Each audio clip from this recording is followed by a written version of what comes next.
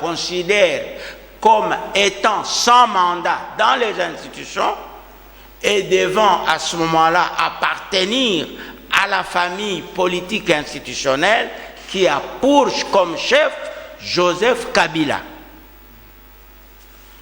Donc, aujourd'hui, Tshisekedi, en mettant tout ce monde ensemble, lui qui n'avait jamais reconnu le mandat de Kabila, lui qui n'avait jamais reconnu le mandat de tous ceux qui étaient dans les institutions, raison pour laquelle il avait demandé aux députés de l'UDPS de ne pas entrer dans ces institutions.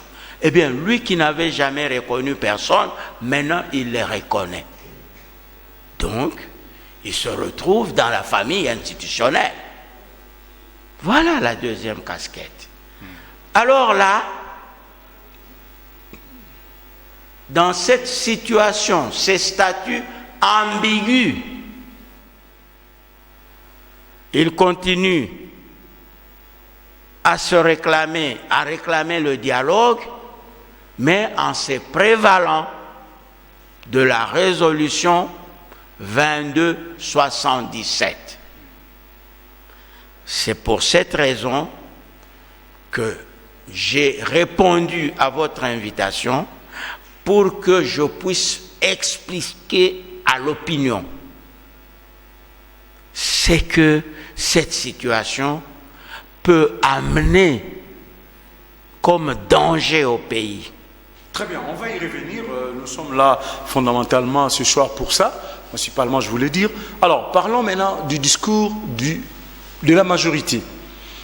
La majorité, je l'ai dit, a parlé cet après-midi de l'enrôlement des électeurs et du processus politique qui est le dialogue, convoqué par les chefs de l'État. Alors, commençons par le premier point.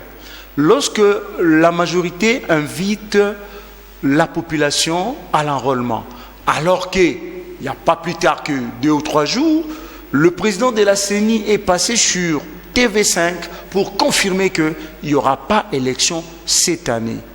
N'est-ce pas que c'est un peu ambigu et que vous qui défendez souvent, qui dites souvent ici que l'accord cadre ne voit pas les élections être organisées dans un délai d'une année ou même, parce que vous avez parlé de transition.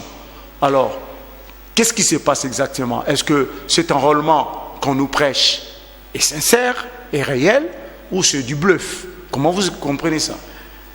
Eh bien, cet enrôlement passe à côté de l'accord cadre.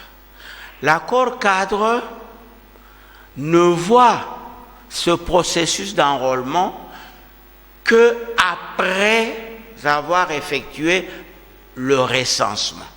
Un recensement général qui va pouvoir nous permettre de savoir qui est congolais et qui ne l'est pas. Et là, je soulève par exemple la question de la diaspora. La diaspora. Notre constitution est claire. La nationalité congolaise est une et exclusive. On ne peut pas la détenir concurremment avec une autre. Mais tant que vous n'avez pas encore déterminé qui est congolais et qui ne l'est pas, il est difficile de pouvoir en fait penser à un enrôlement. C'est de l'anarchie. Mais lorsque eux parlent de l'enrôlement, moi je lis cette question à leur plan, à leur agenda caché. C'est-à-dire?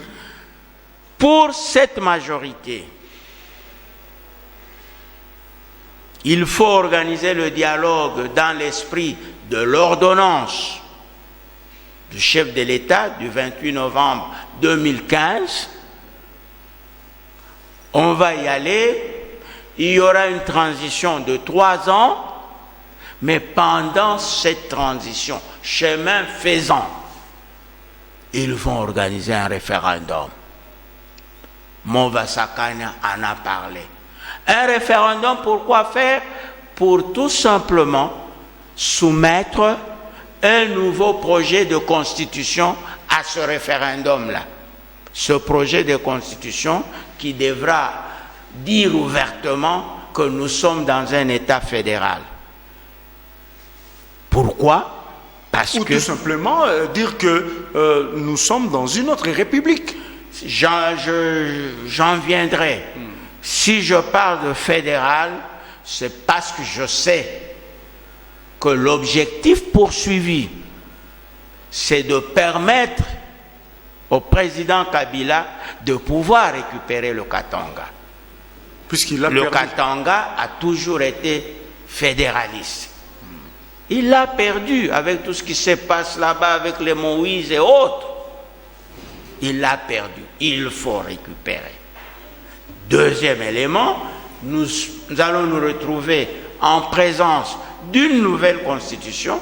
Qui dit nouvelle constitution dit nouvelle république, Tout la à fait. quatrième. Tout à fait. Eh bien, la nouvelle république va effacer tout le passé.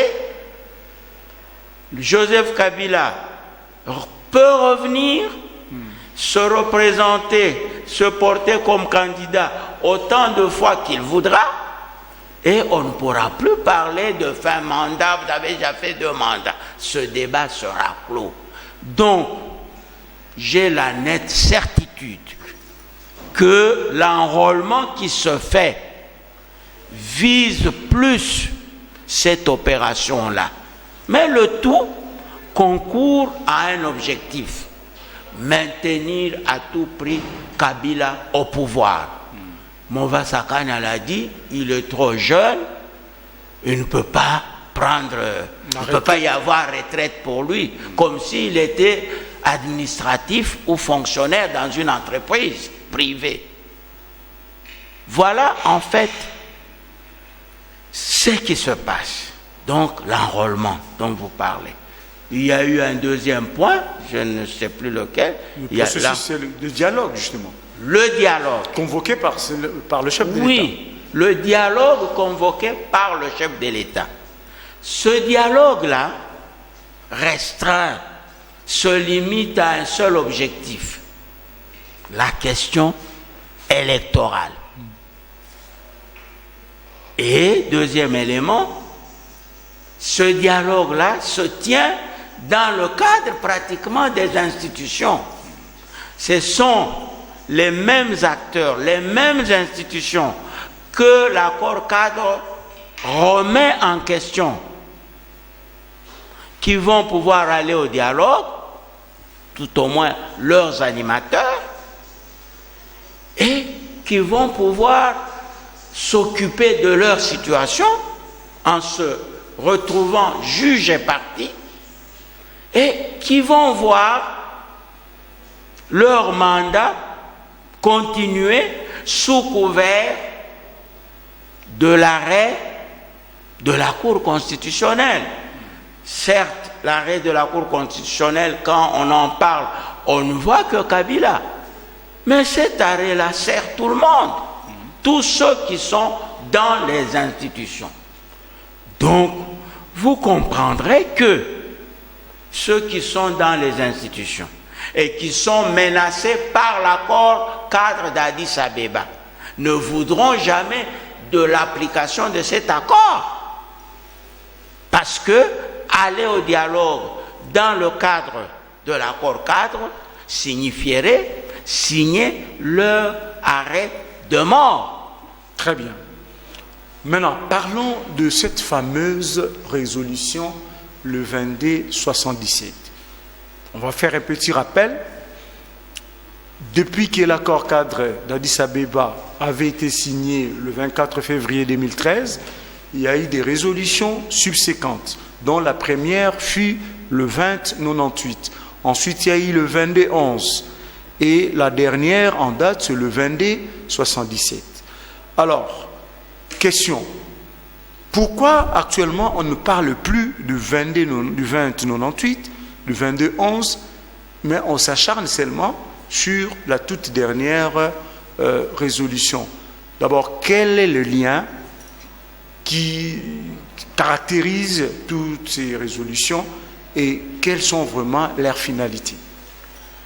Eh bien, à l'Alliance nationale pour la République, nous continuons à parler de la résolution 2098 parce que c'est le point de départ.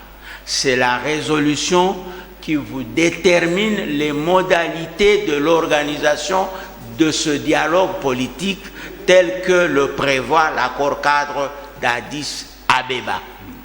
Mais ce sont ceux qui veulent se mettre en marge de l'accord cadre, parce que l'accord cadre menace leur carrière politique, qui s'accrochent à la résolution 2277. Et ils s'y accrochent très mal. Ils en font une lecture sélective. L'accord cadre, la résolution 2277 ne parle pas que des élections à organiser dans les délais, dans le respect des délais constitutionnels. La résolution 2277 parle du dialogue politique et de l'organisation des élections dans le délai. Qui dit dialogue politique renvoie à l'accord cadre. Qui dit accord cadre renvoie à la résolution 2098. La toute première. La toute première qui vous dit on va nommer, ce dialogue doit être convoqué, conduit par un envoyé spécial que nomme le secrétaire général des Nations Unies. Cette résolution vous parle non pas des plateformes telles qu'on les voit naître, vous parle des parties prenantes au conflit. Les parties prenantes au conflit, je les ai déterminées tout à l'heure. Vous pouvez les rappeler toujours? Eh bien, ce sont les tenants de ces trois thèses, Tshisekedi, Kabila, et les tenants de la thèse du vide juridique. Et puisque nous avons des problèmes sécuritaires dans l'Est, eh bien, on ferait venir aussi les belligérants, M23, les groupes armés. Les groupes armés. C'est ça l'esprit. Et l'esprit de l'accord cadre et de cette résolution, il n'y a pas d'opposants au sein des institutions. Tous ceux qui sont dans les institutions ont contribué à légitimer quelqu'un qui n'avait pas de mandat. Eux-mêmes n'en avaient pas non plus. Des gens sans mandat qui se sont mutuellement légitimés. Donc, dans le cadre de cet accord cadre et de cette résolution-là, 2098, ceux qui sont dans les institutions, s'ils doivent venir au dialogue, ils y viendront dans le quota de Joseph Kabila, qui reste leur chef de file, le chef de cette famille institutionnelle. C'est à ce niveau-là que ça dérange. Alors, pour pouvoir échapper à ce nettoyage de la maison, parce que c'est de cela qu'il s'agit, l'accord cadre prêche la rupture. Il faut renouveler la classe politique. Il faut faciliter, favoriser l'émergence d'une nouvelle classe politique.